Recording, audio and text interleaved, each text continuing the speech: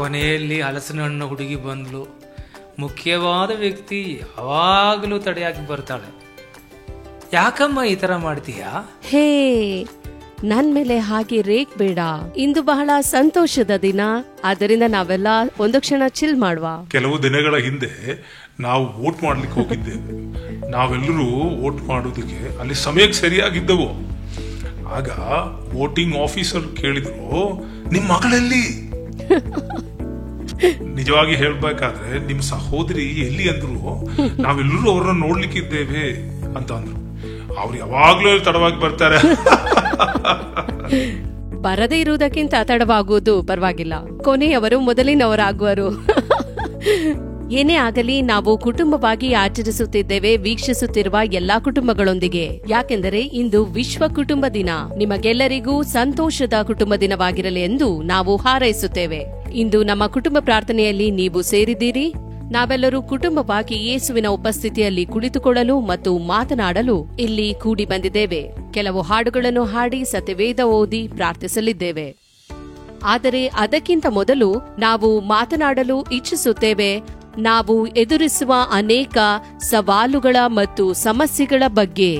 ಕುಟುಂಬವಾಗಿ ಅಂತ ಸಮಸ್ಯೆಗಳಿಂದ ನಾವು ಹೇಗೆ ಹೊರಬರಬಹುದು ಎಂದು.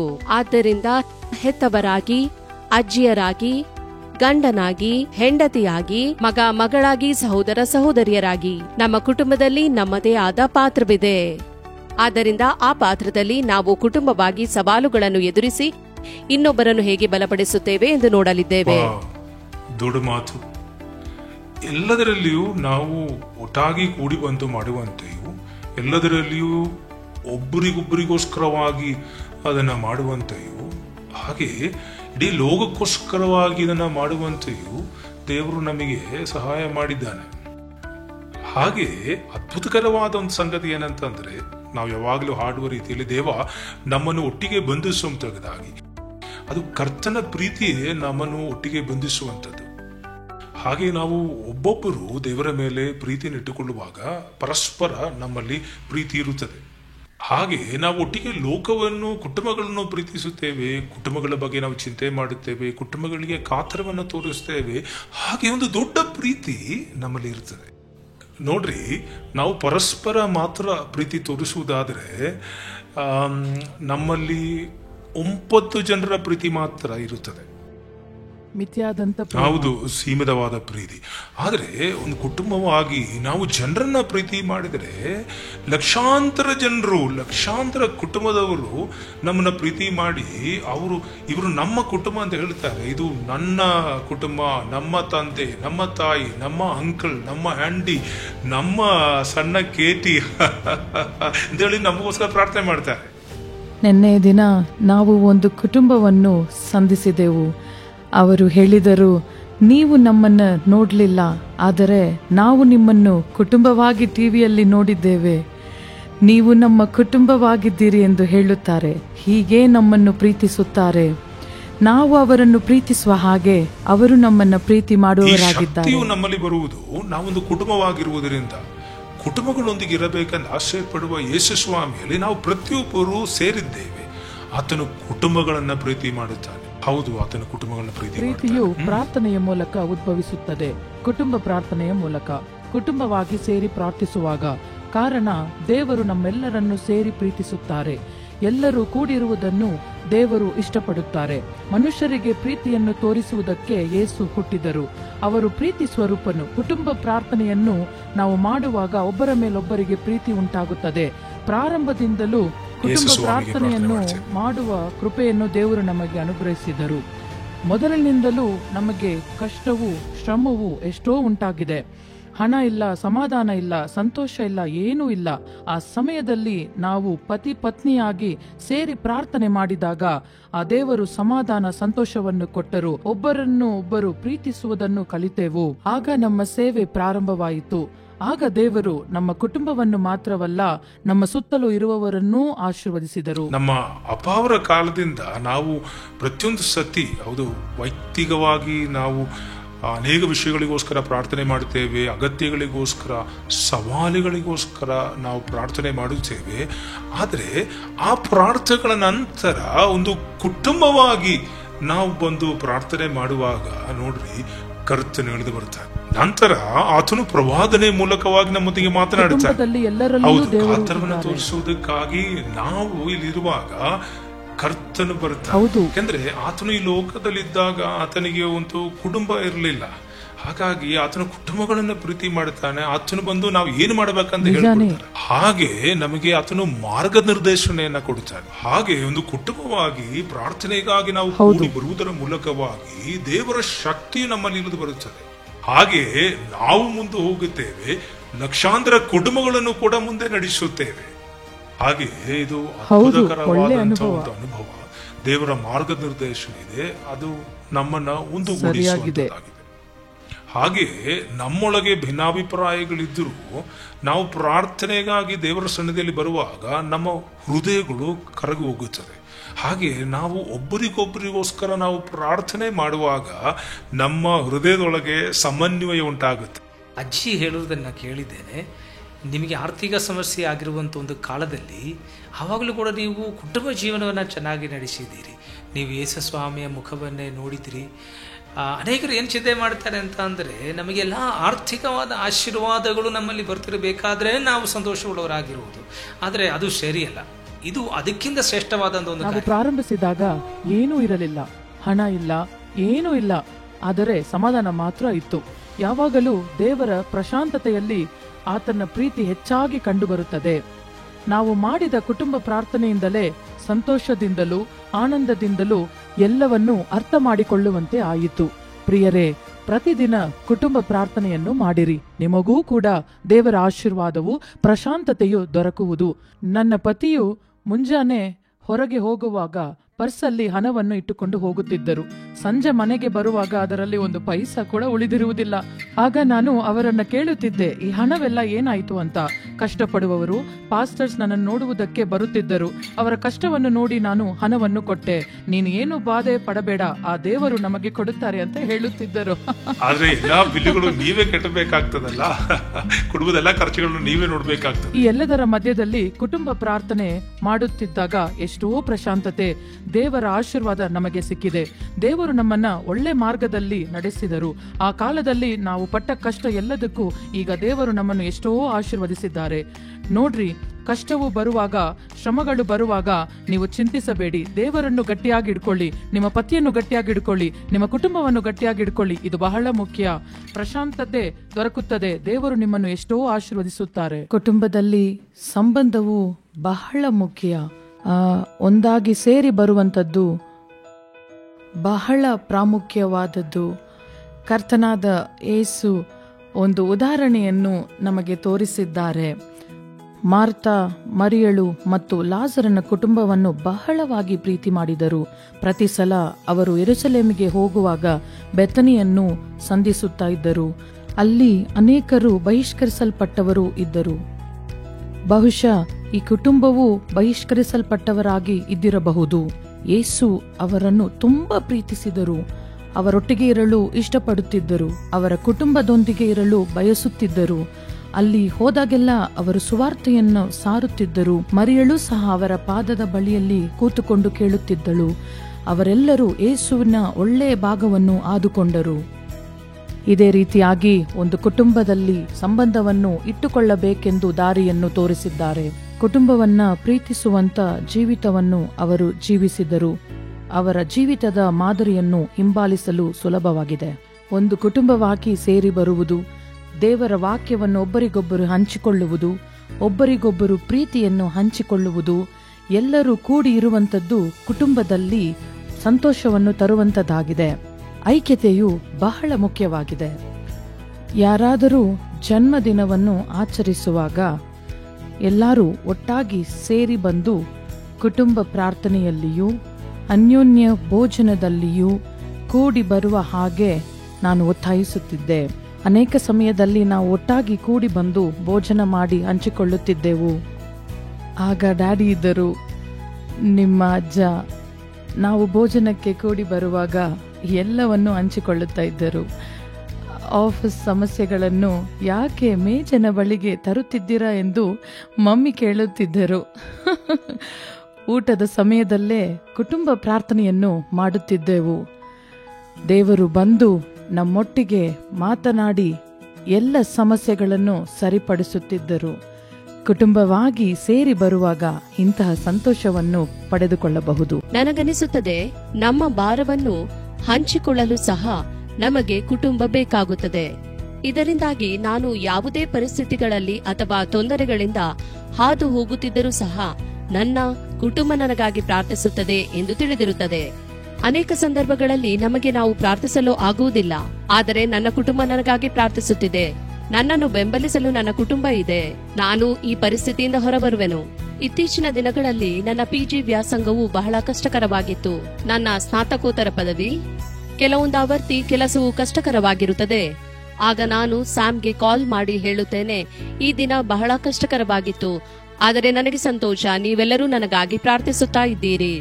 ನಮ್ಮ ಭಾರವನ್ನು ಕುಟುಂಬದೊಂದಿಗೆ ಹಂಚಿಕೊಂಡಾಗ ಅವರು ನಮಗೋಸ್ಕರ ಪ್ರಾರ್ಥಿಸುತ್ತಾರೆ. ಆದ್ದರಿಂದ ಇದು ಪ್ರಾಮುಖ್ಯ. ನೀವು ಮನೆಗೆ ಬರುವುದೇ ನಮಗೆ ಒಂದು ಸಂತೋಷ. ಯಾಕೆಂದ್ರೆ ನೀವು ಬರುವಾಗ ಒಂದು ಬೋಳಿ ತಗೋಬರ್ತೀರಿ, ಕ್ಲಿಪ್ಸ್ಗಳನ್ನ ತಗೋಬರ್ತೀರಿ, ಚಾಕ್ಲೇಟ್ಗಳನ್ನ ತಗೋಬರ್ತೀರಿ. ಒಂದು ಕಠಿಣವಾದ ದಿನದ ಕೊನೆಯಲ್ಲಿ ನೀವು ಕುಟುಂಬದ ಬಗ್ಗೆ ಚಿಂತೆ ಮಾಡ್ತೀರಿ. ನಮ್ಮೆಲ್ಲರಿಗೋಸ್ಕರ ಏನಾದ್ರೂ ಒಂದು ತಗೋಬರ್ತೀರಿ, ಕೇಟಿಗೋಸ್ಕರ ತಗೋಬರ್ತೀರಿ, ಕುಟುಂಬಕ್ಕೆ ಕಾತರವನ್ನು ತೋರಿಸ್ತೀರಿ. ಅನೇಕ ಒತ್ತಡಗಳ ಮಧ್ಯದಲ್ಲಿ ನೀವು ಅದನ್ನ ಮಾಡಿದ್ದೀರಿ. ಹಾಗೆಯೇ ಸಿಸ್ಟರ್ ಇವಾಂಜಲ್ ಅವರು ಕೂಡ ಅವ್ರನ್ನ ಸಿಸ್ಟರ್ ಅಂತ ಕರಿಬೇಕಾ, ಆಂಟಿ ಅಂತ ಕರಿಬೇಕಾ, ಸಂಬಂಧಗಳು ವ್ಯತ್ಯಾಸವಾಗಿದೆ. ನೋಡ್ರಿ, ಇವತ್ತು ಕೂಡ ಸಾಮ್ ಅವರಿಗೋಸ್ಕರ ಎಲ್ಲಾ ಬಟ್ಟೆಗಳನ್ನು ಅವರೇ ತಗೋಬರ್ತಾರೆ. ಆದರೆ ಅವರು ತಗೋಬರುವಂಥ ಬಟ್ಟೆಗಳು ಅವರಿಗೆ ಕರೆಕ್ಟ್ ಆಗಿ ಫಿಟ್ ಆಗುತ್ತೆ. ಈ ಒಂದು ಕಲರು ಅವರಿಗೆ ಚೆನ್ನಾಗಿರುತ್ತದೆ, ಈ ಸೈಜು ಅವರಿಗೆ ಚೆನ್ನಾಗಿರುತ್ತದೆ, ಅದು ಅದ್ಭುತವಾಗಿದೆ. ಆದರೆ ನಾನು ಸೂಟುಗಳನ್ನ ಮಾತ್ರ ಅವ್ರಿಗೋಸ್ಕರ ನೋಡುತ್ತೇನೆ. ಸ್ಯಾಮು ಇವತ್ತು ಕೂಡ ಶಾಪಿಂಗ್ ಮಾಡೋದಿಲ್ಲ, ಎಲ್ಲವನ್ನೂ ತಂದೆ ತಾಯಿಗಳು ತಂದುಕೊಡ್ಬೇಕಾಗ್ತದೆ. ಹಾಗೆ ಶಿಲ್ಪಳಿಗೂ ಕೂಡ ಅವಳು ಎಲ್ಲೆಲ್ಲಿ ಹೋಗ್ತಾಳೋ ಅವಳಿಗೆ ಅದು ಒಳ್ಳೇದಾಗಿರ್ತದೆ. ಹಾಗೆಯೇ ಡ್ಯಾನಿಯಲ್ಗೂ ಕೂಡ, ಹಾಗೆ ಸ್ವೀಟಿಗೂ ಕೂಡ ಇದು ಒಂದು ಅದ್ಭುತಕರವಾದಂಥ ಸಂಗತಿ. ಈ ಒಂದು ಕಾತರ ನಮ್ಮ ಕುಟುಂಬದಲ್ಲಿ ಇದೆ. ಮನೆಯಲ್ಲಿ ಒಂದು ಹುಟ್ಟುಹಬ್ಬ ಉಂಟಾಗುವಾಗ ಫೇಸ್ ಟೈಮ್ ಮೂಲಕವಾಗಿ ನಾವು ಶಾರೋನ್ ಜೊತೆಯಲ್ಲಿ ಕನೆಕ್ಟ್ ಆಗುತ್ತೇವೆ. ಹಾಗೆ ನಮಗೆ ಎಲ್ಲರೂ ಸೇರಿ ಉತ್ತಮವಾದ ಒಂದು ಸಮಯ ಉಂಟಾಗುತ್ತೆ. ಫೋಟೋಗಳನ್ನು ಹೊಡೆಯುತ್ತೇವೆ. ಕುಟುಂಬವಾಗಿ ನಮಗಿರುವಂತಹ ಈ ಒಂದು ಸಮಯವು ಬಹಳ ಪ್ರಾಮುಖ್ಯವಾಗಿದೆ. ಆದರೆ ಎಲ್ಲವೂ ಉತ್ತಮವಾಗಿದೆ. ಎಲ್ಲಿ ತನಕ ಅಂತ ಅಂದ್ರೆ ಮನೆಯೊಳಗೆ ಒಂದು ತಪ್ಪು ಗ್ರಹಿಕೆ ಉಂಟಾಗುವ ತನಕ. ಮುಖ್ಯವಾಗಿ ಮಕ್ಕಳು ಒಂದು ಟೀನೇಜ್ ಪ್ರಾಯಕ್ಕೆ ಬರುವಾಗ, ಅಲ್ಲಿಂದ ಅವರು ಇನ್ನೂ ಬೆಳೆದು ಆ ಒಂದು ಅಡಲ್ಟ್ಹುಡ್ಗೆ ಬರುವಾಗ, ಆ ಒಂದು ಸಮಯದಲ್ಲಿ ಏನಾದರೂ ಒಂದು ಬಿಡುವು ಉಂಟಾಗಲು ಸಾಧ್ಯವಿದೆ. ಆ ಸಮಯದಲ್ಲಿ ತಂದೆ ತಾಯಿಗಳು ಹೆಚ್ಚು ತಾಳ್ಮೆಯಿಂದ ತಮ್ಮ ಮಕ್ಕಳಿಗೆ ಹೆಚ್ಚಾದಂಥ ಒಂದು ಕಾತರವನ್ನ ತೋರಿಸಬೇಕು. ಪರಲೋಕದಲ್ಲಿರುವಂಥ ತಂದೆಯಾದ ಯೇಸು ಸ್ವಾಮಿ ಹೇಗೆ ತನ್ನನ್ನು ತಗ್ಗಿಸಿ ತಾಳ್ಮೆಯಿಂದ ಅರ್ಹತೆ ಇಲ್ಲದೆ ಇರತಕ್ಕಂಥವರಿಗೆ ರಕ್ಷಣೆ ಕೊಡುವುದಕ್ಕಾಗಿ ಬಂದನೋ, ಅದೇ ಕಾರ್ಯವನ್ನು ಪ್ರತಿಯೊಂದು ತಂದೆ ತಾಯಿಗಳಿಂದ ದೇವರು ಎದುರು ನೋಡುತ್ತಾರೆ. ಮಕ್ಕಳನ್ನ ಶಿಸ್ತಿಗೆ ಒಳಪಡಿಸುವಂಥದ್ದು ಮಾತ್ರ ಅಲ್ಲ, ಅವರು ಯಾವ ಸ್ಥಿತಿಯಲ್ಲಿದ್ದಾರೋ, ಅವರು ಎಲ್ಲಿದ್ದಾರೋ, ಅವರ ಹೃದಯವು ಹೇಗಿದೆಯೋ ಅದನ್ನ ನಾವು ತಿಳ್ಕೊಂಡು ಅವ್ರನ್ನ ಪ್ರೀತಿಸಿ ಅವರು ಇರುವಂತ ಆ ಒಂದು ಸ್ಥಳಕ್ಕೆ ನಾವು ಇಳಿದು ಬರುವುದರ ಮೂಲಕವಾಗಿ ಅವರ ಜೀವನವನ್ನು ಬದಲಾವಣೆಗೊಳಿಸಲು ನಮಗೆ ಸಾಧ್ಯವಾಗ್ತದೆ. ಹೌದು, ಮುಂದೆ ಬರುವಂತಹ ಎಪಿಸೋಡ್ಗಳಲ್ಲಿ ಈ ವಿಷಯಗಳ ಕುರಿತು ಹೆಚ್ಚು ಮಾಹಿತಿಗಳನ್ನು ನಿಮ್ಮ ಜೊತೆಯಲ್ಲಿ ಹಂಚಬೇಕೆಂದಿದ್ದೇವೆ. ಮಕ್ಕಳನ್ನು ಸಾಕುವುದು ಹೇಗೆ, ಅವರನ್ನು ಸರಿಯಾದ ಮಾರ್ಗಕ್ಕೆ ನಡೆಸುವುದು ಹೇಗೆ, ಅವರ ಜೀವನವನ್ನು ಮುಂದೆ ಸಾಗಿಸುವುದು ಹೇಗೆ, ಅವರು ಸರಿಯಾದ ಒಂದು ಕೆಲಸವನ್ನು ಆರಿಸಿಕೊಳ್ಳುವುದಾಗಲಿ, ಅವರ ಸರಿಯಾದ ಸಂಗಾತಿಗಳನ್ನು ಆರಿಸಿಕೊಳ್ಳುವುದಾಗಲಿ, ಅದರ ಬಗ್ಗೆ ಹೆಚ್ಚು ಮಾಹಿತಿಗಳು ಪ್ರತಿ ತಿಂಗಳು ಈ ಒಂದು ಕಾರ್ಯಕ್ರಮ ಕುಟುಂಬ ಎಂಬ ಹೆಸರಿಟ್ಟಿರುವಂಥ ಈ ಕಾರ್ಯಕ್ರಮದ ಮೂಲಕವಾಗಿ ನಿಮ್ಮ ಜೊತೆಯಲ್ಲಿ ನಮ್ಮ ವೈಯಕ್ತಿಕವಾದ ಜೀವನದ ಅನುಭವಗಳ ಮೂಲಕವಾಗಿಯೂ ಹಾಗೆಯೂ ಸತ್ಯ ವೇದದ ಮೂಲಕವಾಗಿಯೂ ನಿಮ್ಮ ಜೊತೆಯಲ್ಲಿ ಈ ಕಾರ್ಯಗಳನ್ನೆಲ್ಲ ಕಥೆಗಳನ್ನು ಹಂಚಬೇಕೆಂಬುದಾಗಿ ನಾವು ಆಸೆ ಪಡುತ್ತೇವೆ. ಹೌದು, ಅದು ಅದ್ಭುತಕರವಾಗಿರುತ್ತದೆ. ಸಾಮ್ ಅವರೇ, ನೀವೇನಾದರೂ ಹೇಳ್ತೀರಾ? ದೇವರು ಕುಟುಂಬವನ್ನು ಹೇಗೆ ಒಂದು ಯೂನಿಟ್ ಆಗಿರಬೇಕೆಂದು ಮಾಡಿದ್ದಾರೋ ಹಾಗಿರುವುದು ಬಹಳ ಪ್ರಾಮುಖ್ಯವಾದ ಸಂಗತಿಯಾಗಿದೆ. ಆದರೆ ಕೆಲವೊಮ್ಮೆ ಅವರು ತಮ್ಮ ಹೆಸರುಗಳಲ್ಲಿ ಮಾತ್ರ ಬಂಧಿಸಲ್ಪಟ್ಟಿರುತ್ತಾರೆ. ಕುಟುಂಬದಲ್ಲಿರುವವರು ಅವರದೇ ಆದ ಲೋಕದಲ್ಲಿ ಇರುತ್ತಾರೆ. ಒಬ್ಬರಿಗೊಬ್ಬರು ಸಪೋರ್ಟ್ ಮಾಡುವುದಕ್ಕಾಗಿರುವ ಸಮಯವಾಗಲಿ ಮನಸ್ಸಾಗಲಿ ಅವರಲ್ಲಿ ಇರುವುದಿಲ್ಲ. ಮಕ್ಕಳಾಗಲಿ ತಮ್ಮ ಜೀವನದಲ್ಲಿ ಹೇಗೆ ಸಂತೋಷವಾಗಿರುವುದು ಒಂದು ಚಿಂತೆ ಮಾಡುತ್ತಿರುತ್ತಾರೆ. ತಮ್ಮ ಗೆಳೆಯರ ಜೊತೆಯಲ್ಲಾಗಲಿ ಮೊಬೈಲ್ ಫೋನುಗಳಲ್ಲಾಗಲಿ ಸಮಯವನ್ನು ಕಳೆಯುತ್ತಿದ್ದಾರೆ. ಅವರು ಮನೆಯ ಒಂದು ಕೋಣೆಯಲ್ಲಿದ್ದಾರೆ. ತಮ್ಮ ತಂದೆ ತಾಯಿಗಳಿಗಾಗಲಿ ಸಹೋದರರಿಗಾಗಲಿ ಏನಾಗ್ತಿದೆ ಎಂದು ಅವರಿಗೆ ತಿಳುವಳಿಕೆಯೇ ಇಲ್ಲ.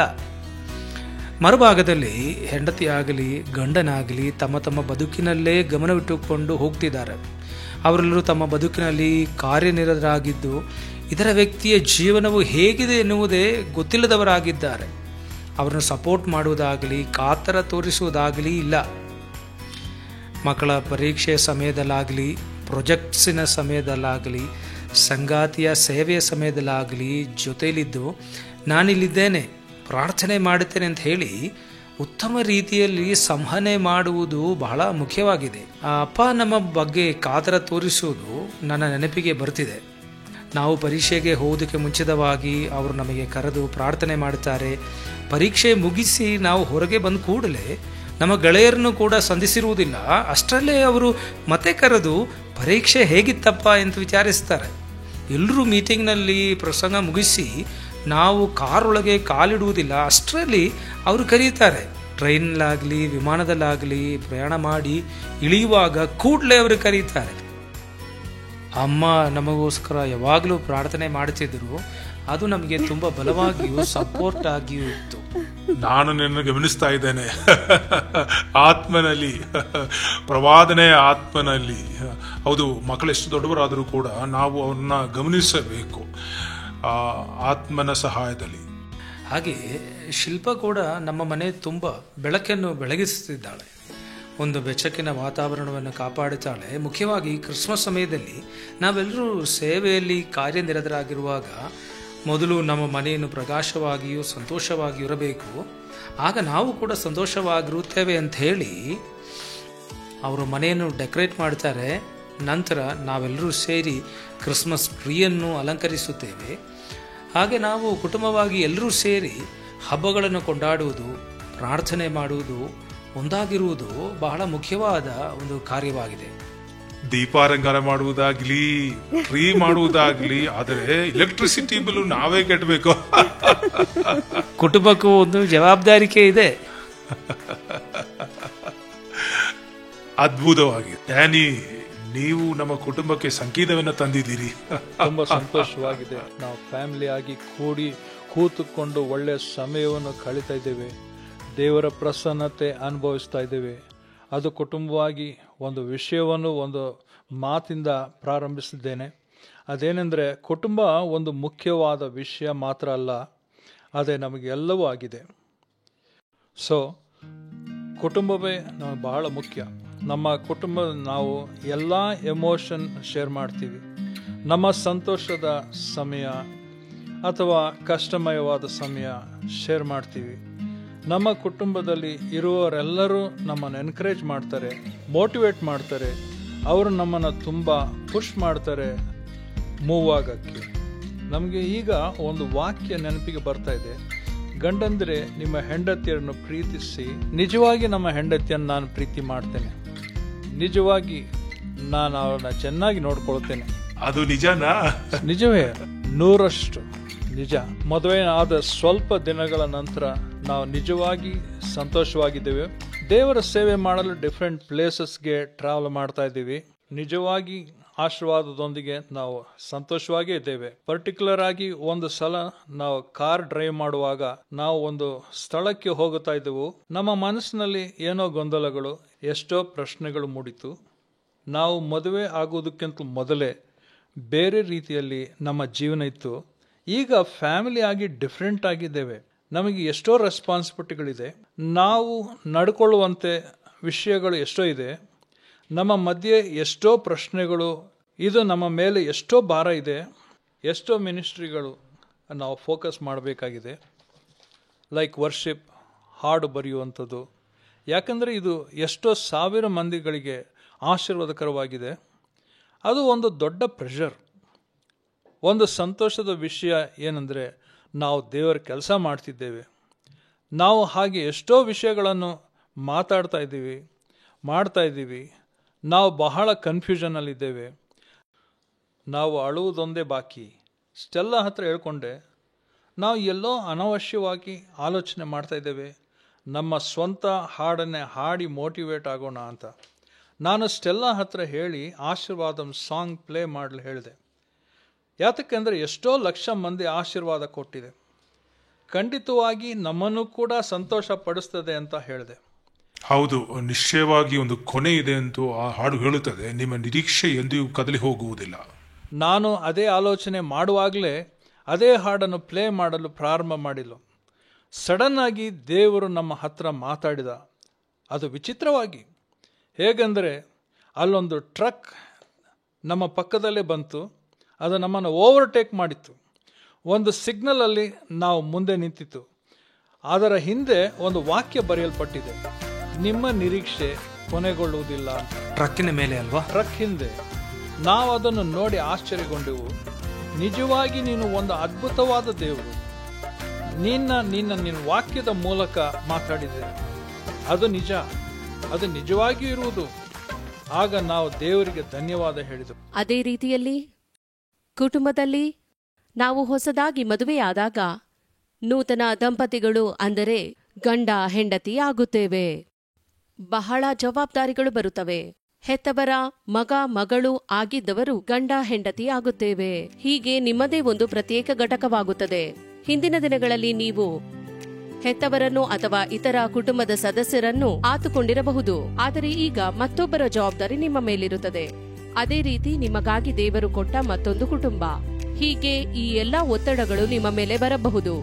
ನಾನು ನನ್ನ ಕೆಲಸದ ಬಗ್ಗೆ ಏನು ಮಾಡುವುದು? ಈಗ ನನ್ನ ಕೆಲಸವನ್ನು ಕುಟುಂಬವನ್ನು ನಿಭಾಯಿಸುವುದು ಹೇಗೆ? ನನ್ನ ಗಂಡನನ್ನು ಬೆಂಬಲಿಸಬೇಕು ಅಥವಾ ಹೆಂಡತಿಯನ್ನು? ಮತ್ತು ನನಗೆ ಇದ್ದ ಕೆಲಸವನ್ನು ಕೂಡ ನಾನು ಮಾಡಬೇಕು. ನನ್ನ ಜೀವಿತದಲ್ಲಿ ದೇವರು ಕೊಟ್ಟ ಕೆಲಸವನ್ನು ಅಥವಾ ಕುಟುಂಬಕ್ಕಾಗಿ ನಾನು ಎಲ್ಲವನ್ನು ಪೂರ್ಣ ಮನಸ್ಸಿನಿಂದ ಮಾಡಬೇಕು. ಜೀವಿತದಲ್ಲಿರುವ ಎಲ್ಲಾ ವಿಚಾರಗಳಲ್ಲಿಯೂ ಇದೆಲ್ಲದಕ್ಕೆ ಸುಲಭವಾದ ಮಾರ್ಗವೆಂದರೆ ಅದುವೇ ಎಲ್ಲವನ್ನು ಆತನ ಹಸ್ತಕ್ಕೆ ಒಪ್ಪಿಸಿಕೊಡುವಂತದ್ದು. ಆದ್ದರಿಂದ ಇದರ ಬಗ್ಗೆ ಗಂಡ ಹೆಂಡಿರಾಗಿ ನೀವು ಕುಳಿತುಕೊಂಡು ಮಾತನಾಡಿರಿ. ನಂತರ ಆತನ ಹಸ್ತಕ್ಕೆ ಎಲ್ಲವನ್ನೂ ಕೂಡ ಒಪ್ಪಿಸಿಕೊಟ್ಟು ನಿಮ್ಮ ಜೀವಿತವನ್ನು ಆತನಿಗೆ ಮುನ್ನಡೆಸಲು ಬಿಡಿರಿ. ವಿಷಯಗಳನ್ನು ಹಂಚಿಕೊಳ್ಳುವುದು ಪ್ರಾಮುಖ್ಯವಾಗಿದೆ. ನಾವು ಕೂಡ ಸಮಸ್ಯೆಗಳ ಬಗ್ಗೆ ಮಾತನಾಡಲು ಪ್ರಾರಂಭಿಸಿದಾಗ ಕೊನೆಗೆ ನಾವು ಹೇಳಿದೆವು, ದೇವರ ಕೈಗೆ ಎಲ್ಲವನ್ನೂ ಒಪ್ಪಿಸಿಕೊಡುವ. ಮತ್ತೆ ಆ ಹಾಡನ್ನು ಇಟ್ಟು ಹೇಳಿದೆವು, ದೇವರು ವಾಗ್ದಾನ ಮಾಡಿ ಆಗಿದೆ, ಆತನೇ ನಮ್ಮ ಕುಟುಂಬವನ್ನು ನೋಡಿಕೊಳ್ಳುವನು. ಆ ನಂತರ ದೇವರು ಅದನ್ನು ದೃಢಪಡಿಸಿದನು. ಆ ಹಾಡಿನ ಮೂಲಕ ನಮಗೆ ಸಮಾಧಾನವನ್ನು ದಯಪಾಲಿಸಿದನು. ಮುಂಜಾನೆ ನಾವು ಯಾವ ತೊಂದರೆಯ ಬಗ್ಗೆ ಮಾತನಾಡುತ್ತಿದ್ದವೋ ಸಂಜೆ ಆಗುವಷ್ಟರಲ್ಲಿ ಅದರ ಪರಿಹಾರವು ದೊರಕಿತ್ತು. ಆಗ ಹೇಳಿದೆವು, ದೇವರು ನಮ್ಮ ಪ್ರಾರ್ಥನೆಯನ್ನು ಕೇಳುತ್ತಾನೆ, ನಮ್ಮ ಕಾಳಜಿ ವಹಿಸುತ್ತಾನೆ. ನಾವು ಅದನ್ನು ಅನುಭವಿಸಿದೆವು ಆತನ ಒದಗಿಸುವಿಕೆಯ ಮೂಲಕ. ಆದ್ದರಿಂದ ಗಂಡ ಹೆಂಡತಿಯರಾಗಿ ಒಂದು ಪ್ರತ್ಯೇಕ ಕುಟುಂಬವಾದ ನಂತರ ಮೊದಲು ಮುಂಜಾನೆ ಎದ್ದು ದೇವರೊಂದಿಗೆ ಒಂದಾಗುವುದು ಬಹಳ ಪ್ರಾಮುಖ್ಯ. ನಂತರ ನಾವು ನೆಲೆಸುತ್ತಿರುವ ಮನೆಯಲ್ಲಿ ಯಾರ್ಯಾರು ನಮ್ಮೊಂದಿಗೆ ವಾಸವಾಗಿದ್ದಾರೋ ಅವರೊಂದಿಗೆ ಒಂದುಗೂಡಿ ಮಾತನಾಡುವುದು, ಅವರೊಂದಿಗೆ ಹಂಚಿಕೊಳ್ಳುವಂತಹದ್ದು, ಕುಟುಂಬದ ಸಂತೋಷವನ್ನು ಎಲ್ಲರೊಂದಿಗೆ ಹಂಚಿಕೊಳ್ಳುವಂತಹದ್ದು. ಆದರೆ ಮೊದಲನೆಯದಾಗಿ ಗಂಡ ಹೆಂಡತಿಯರಾಗಿ ದೇವರ ಪಾದ ಸನ್ನಿಧಿಗೆ ಬರುವಂತಹದ್ದು ಬಹಳ ಪ್ರಾಮುಖ್ಯವಾಗಿದೆ. ಆಗ ದೇವರು ನಮಗೆ ಸಹಾಯ ಮಾಡುತ್ತಾನೆ. ಮುಂದುವರೆದು ನಮ್ಮ ದಾಂಪತ್ಯ ಜೀವಿತಕ್ಕೆ ದೇವರು ಬಹುಮಾನವಾಗಿ ಕೊಡುವ ಮಕ್ಕಳನ್ನು ಹೇಗೆ ನಡೆಸಬೇಕು ಎಂಬುದಾಗಿ ಆತನು ತೋರಿಸುತ್ತಾನೆ. ಹಾಗಾದರೆ ನಾವೆಲ್ಲರೂ ಬಂಧಿಸಲ್ಪಟ್ಟಿರಬೇಕು. ಒಂದು ಸುಂದರವಾದ ಹಾಡಿದೆ ನೋಡಿ, ಕರ್ತನೆ ನಮ್ಮನ್ನು ಬಂಧಿಸುವಂತದಾಗಿ. ನಾವೆಲ್ಲರೂ ಸೇರಿ ಆ ಹಾಡನ್ನ ಹಾಡೋಣ. Bind us together, Lord, bind us together with thoughts that cannot be broken. Bind us together, Lord, bind us together, Lord, bind us together with love. There is only one God. There is only one King. There is only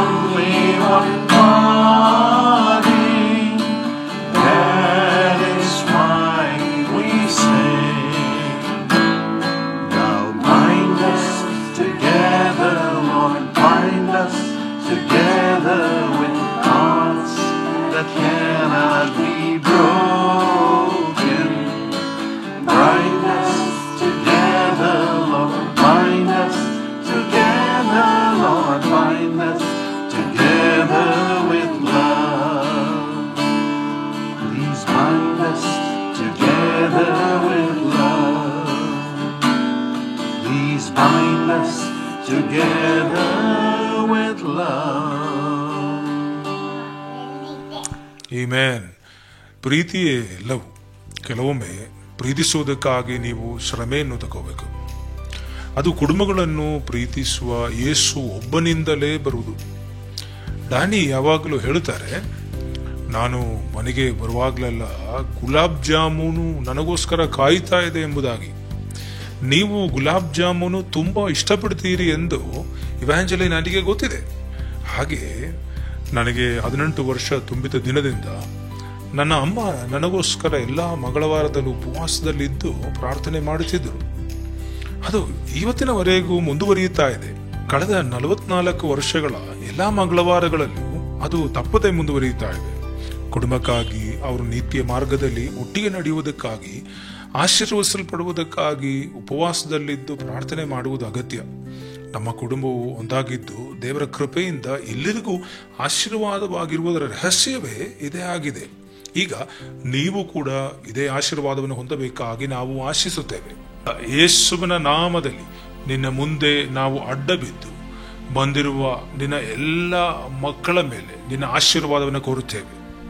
ಅವರನ್ನ ಆಶೀರ್ವದಿಸು. ಅವರು ಒಬ್ಬಂಟಿಗರಾಗಿದ್ದರೆ ಅವರನ್ನು ಕುಟುಂಬವನ್ನಾಗಿ ನೀನು ಕಟ್ಟು. ನಿನ್ನ ಚಿತ್ತದ ಪ್ರಕಾರವಾಗಿ ಅವರ ಕುಟುಂಬಗಳನ್ನು ನೀನು ಕಟ್ಟಿ ಎಬ್ಬಿಸು ಸ್ವಾಮಿ. ನಿನ್ನ ಕೃಪೆ, ನಿನ್ನ ಶಾಂತಿ, ನಿನ್ನ ಸಂತೋಷ, ನಿನ್ನ ಐಕ್ಯತೆ ಅವರ ಕುಟುಂಬಗಳಲ್ಲಿ ನೆಲೆಯಾಗಿದ್ದು ನಾವು ಮಾತಾಡಿರುವಂತ ಎಲ್ಲ ಆಶೀರ್ವಾದಗಳನ್ನು ಅವರ ಮೇಲೆ ಸುರಿಸು. ತಂದೆ, ಈ ಎಪಿಸೋಡನ್ನ ಆಶೀರ್ವದಿಸು. ಮುಂದೆ ಬರುವಂತ ಎಲ್ಲಾ ಎಪಿಸೋಡ್ಗಳನ್ನ ನೀನು ಆಶೀರ್ವದಿಸು. ಈ ಪ್ರೋಗ್ರಾಮ್ ನೀನು ಆಶೀರ್ವದಿಸು. ಇದೆಲ್ಲರಿಗೂ ಆಶೀರ್ವಾದಕ್ಕೆ ಕಾರಣವಾಗುವಂತೆ ನೀನು ಸಹಾಯ ಮಾಡು. ನಮ್ಮನ್ನ ಸೇವೆಗಾಗಿ ಉಪಯೋಗಿಸು. ಯೇಸುವಿನ ನಾಮದಲ್ಲಿ ಆಮೆನ್.